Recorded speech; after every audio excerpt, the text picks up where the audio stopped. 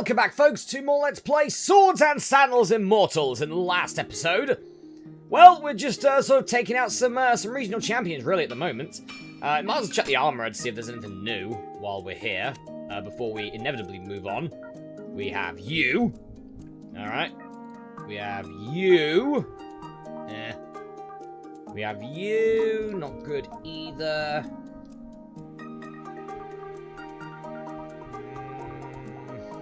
Like you, I guess. I think Vitality's probably better with Necromancy Protection. We got you, but mine's technically a bit better, I'd say, just due to defense. That's an option. Now that is an option. I think mine's still better at this point. Breastplate of Haste, though. Potential option for later. It won't be around, so I'm obviously not going to be taking it, but you know. Right, Weaponsmith. See what you've got. By the way, I've got the eyes now. Those eyes because I'm essentially pure good at this point. I get this lovely movement as well of myself. But yeah, pretty much I am pure good. So I've got 1,000 in conviction now, and I'm pretty certain it can't be increased beyond that. So yeah, we're pretty much fine, to be honest. We've got Knife of the Ages now as well. Alright. Buff to Charisma, I guess, is alright, but, you know, not incredibly useful for us right now. Let's see what you've got, shall we? Let's have a look at maybe some runes you have. You have Screaming Runes, Sonic Damage, Fire Damage. So you've got Fire, Sonic, Lightning, Physical Damage? Wow. Just a bonus in physical damage and to create a physical effect? Huh. It's not incredibly useful for us now, but I'm certainly going to buy that. Why not? Why not? I might as well buy this as well for a potential later. This is all just weak, isn't it? So weak! Yeah, I think we're fine for the moment. Alright, let's move on then. We've been here. So let's move on, shall we? Yeah, don't worry, Starman Gladiator, we'll get to you eventually. Alright, I think if we just go down like this, we'll try out this dungeon, for example. We can go to the observatory here and do something. So what's the best way to do this? Would it be 1, 2, back here? No, we need to go back down again, don't we? Okay, so 1, 2, that, and then go straight down? Potentially. I think maybe go to Archmagus might be the better option, because then we can go there, and then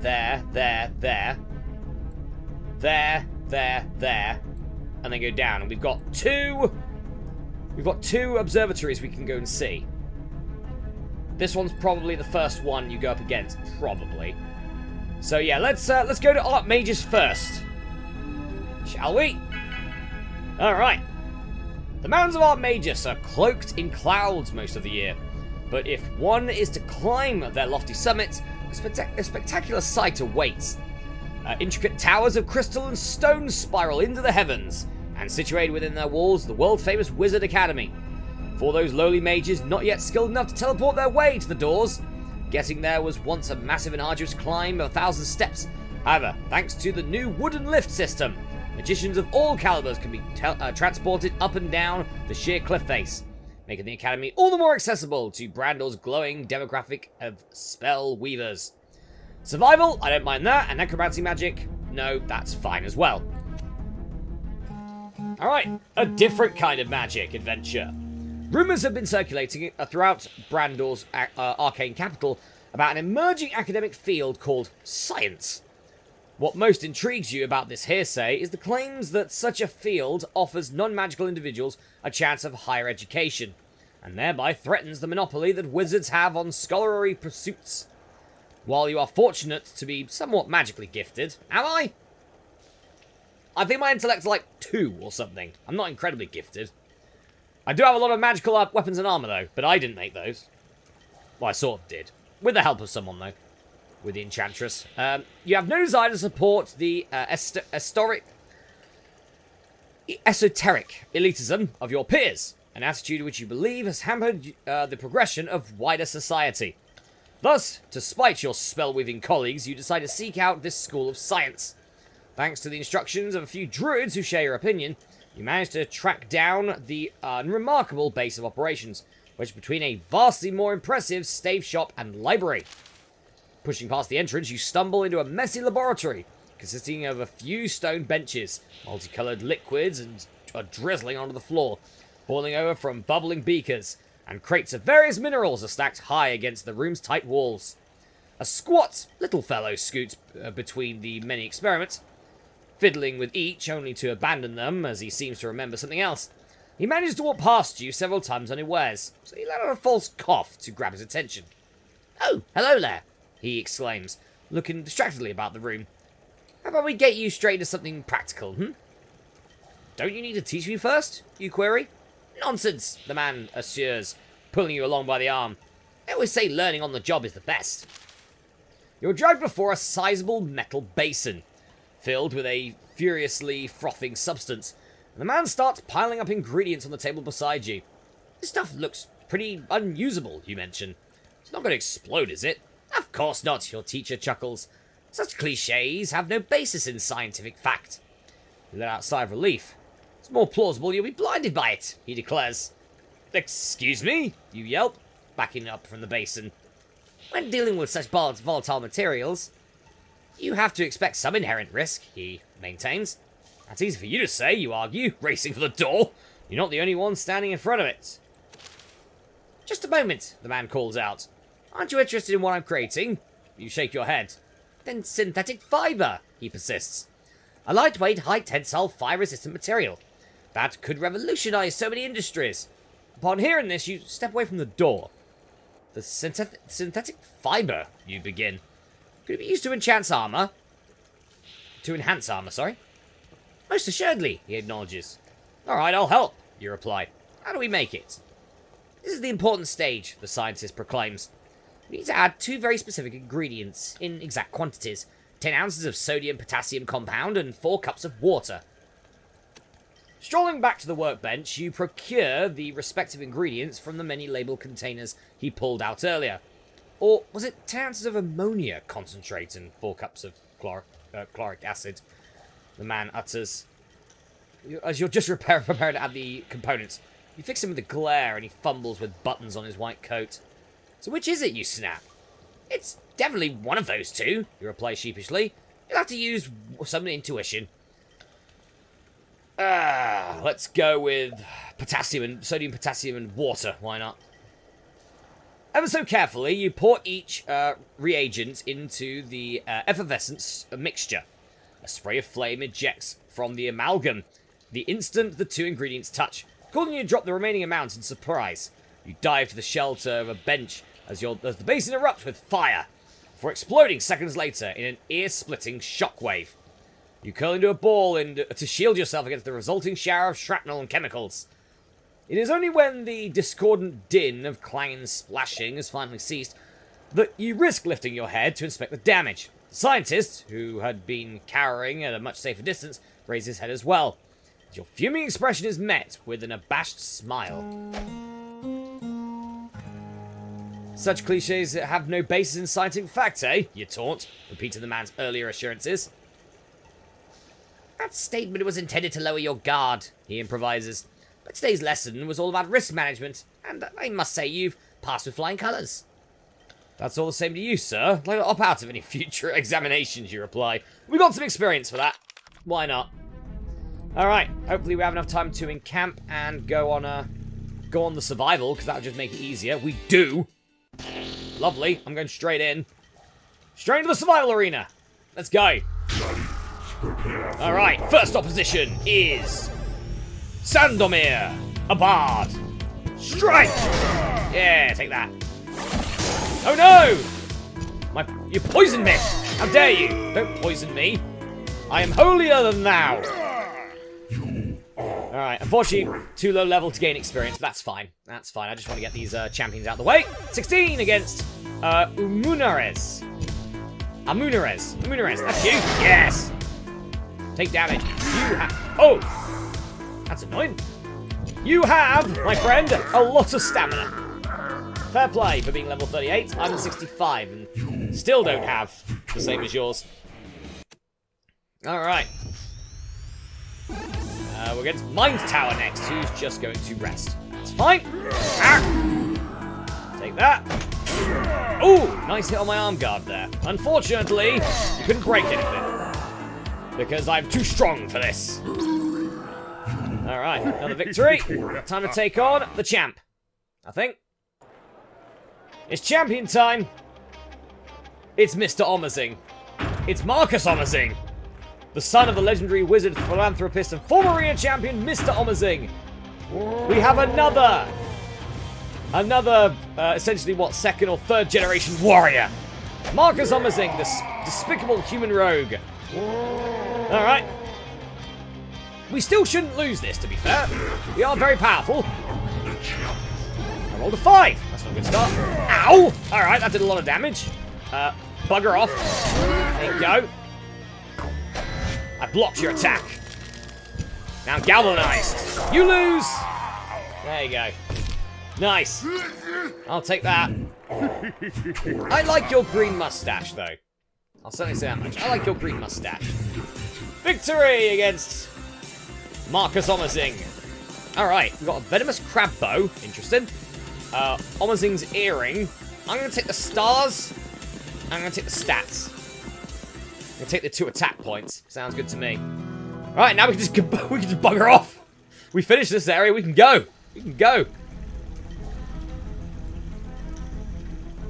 Alright. We can just go. I might as well try the dungeon. Might as well try the dungeon at this point. Let's go. I will unlock the dungeon. Alright, I would like some torches, please. I think maybe these will do. It's dungeon 2 after all, so let's get some chicken. Take a lantern, I guess, as well. Why not? I'll take a couple of shovels and a lockpick.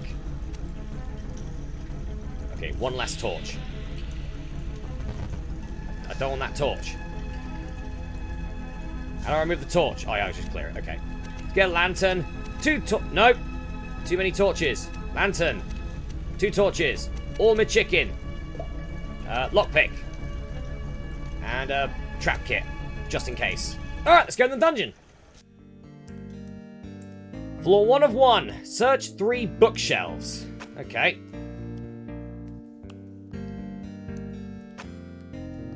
Oh, I'm going to try and lockpick the door. Yes, I lockpicked it. Lovely. Alright. Is that bookshelf over there? It is. I'd like to search it, please. I read a book. I like to find valuable tips on improving my stamina. That sounds alright to me. Yeah. Oh, I'll dig with my hands. Yes, I dig out the wall, but the time's passed. Torchlight's low. Alright, lantern work. There you go. Lantern. Chases away the darkness. What's this? Shrine? I'll pray at the shrine. It's failed. That's a shame. What about you? Chest! I'll search the chest. Did nothing. God damn it. I can't do it again, apparently. Okay. That looks like a trap down there. So I'm trying to avoid the trap, to be honest. Let's go back then. Where did we get up to last time? Okay, let's search this way. That's a bookshelf. Search it! No! I did get the bookshelf, though. That's quite alright. So pray at the shrine. Yes! Gained 1 agility! Thank you, higher power! Ooh, what's my food at? I should probably eat a chicken. There you go! Chicken! Nothing there. Ooh, what's that? That's a trap. It's very much a trap. I'd like to restore my light, please. Ignore the trap. Okay, there's nothing in this room. Let's move backwards then. What about here? Relight again. Whoa! I took damage. That's not great. Oh, there's another bookcase. Yes! Find your way to the next level down. Oh, jeez. All right. Where was it?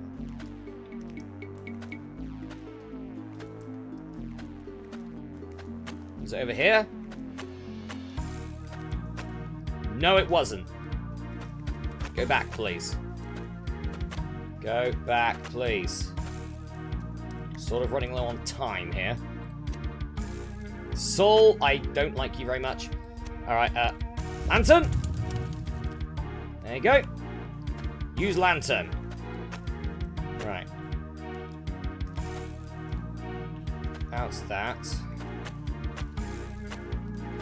Was it this way?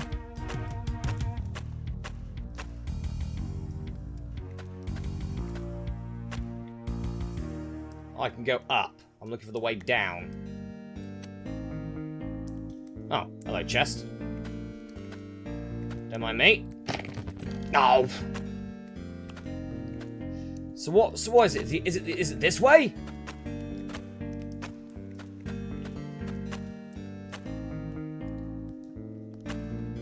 No, that's the way. Yeah, go down. All right. Oh, jeez. The dour and stoic Selen Helmgard ruled the Iron Republic during the days of the Crusades. We got a battle here. We have got a battle here. Avatar of Selen, the Legend of Brandor number 2.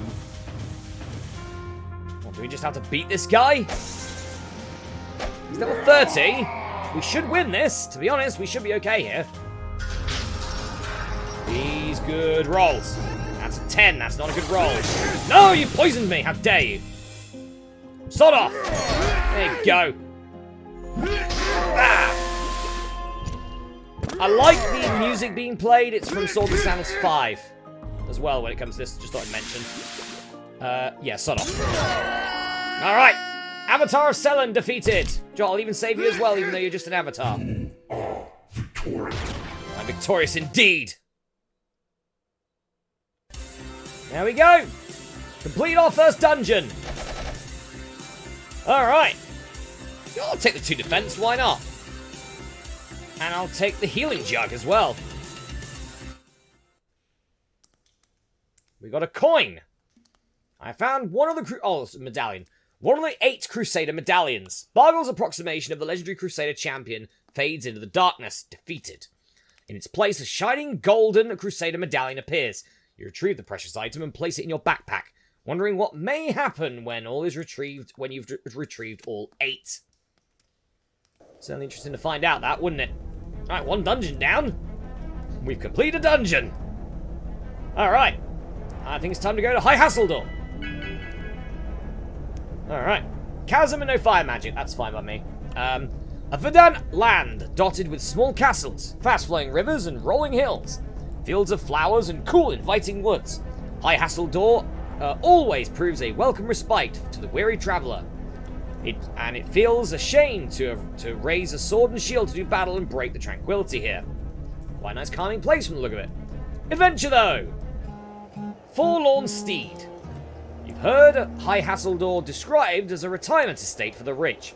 A realm where the aristocratic elite go indulge away their final years. Holed up in castles with an army of servants at their beck and call.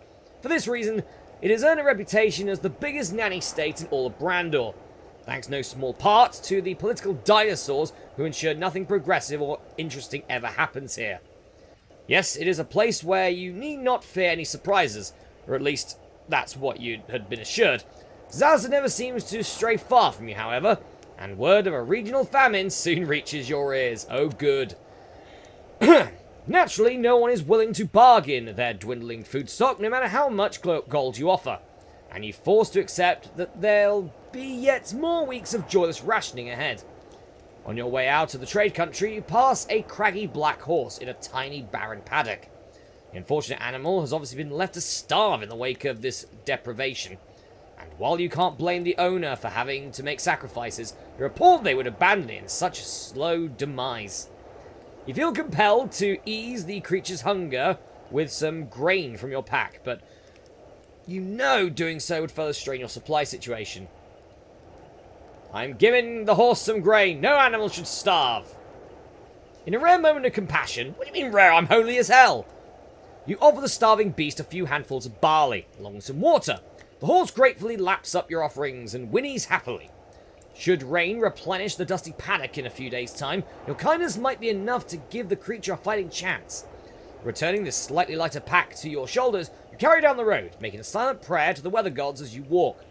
The paved road's eventual transition into a grassy fieldland marks the end of your journey through tamed country, and fittingly enough, a band of eerie travellers are right on the outskirts. Cloaked in heavy hoods, the horsemen perch atop a crest of a hillock, casting long shadows in the dipping sunlight. Equally sinister are their steeds, coloured crimson, pale, and black, respectively. You suddenly recognise the third horse as the very same animal you had taken pity on some hours ago. It apparently recognises you as well. It rears up, without warning, and throws off its rider, only to canter in your direction. "'Tis them!" the dismounted figure screeches, its hood flicked back to reveal a hideously sunken and shriveled face. "'Tis the fourth!" it reiterates. Hidden beneath a mantle of falsehood, let them not ride before us, lest the end never come to pass. To you, the figure's words should sound like gobbledygook, but it obviously meant something to the other riders, who came galloping towards you with a sword and scythe drawn. Is this the four horsemen? This is the four horsemen, isn't it? Have a little in the way of options, you leap onto the back of the black horse and usher it forward with a click of your heels. Your unexpected ally kicks off at a lightning pace, and you cling firmly to its flowing mane while the whooshing of blades whirls around you. Despite its withered appearance, your steed somehow outrides the aggressor's muscular beasts, and hooves barely appearing to touch the ground as it gracefully glides forward.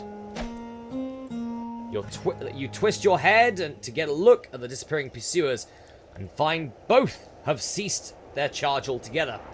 An ominous point from their gauntlets is the last you see of them, before their presence is obscured by the downhill slope of the terrain. Your companion continues to carry you well into the night, and eventually sleep overtakes your sense of wariness. When you awake, the animal is gone, and you wonder if you dreamt the whole thing. You gain 2 charisma though, that's not bad. That is not bad at all. Let us encamp. 161 days. Ugh, it's a good thing I got a bunch of these, isn't it? Alright. Yeah, we'll do some battles, why not? These will probably be easy as hell. Blade Shade! Let's battle you.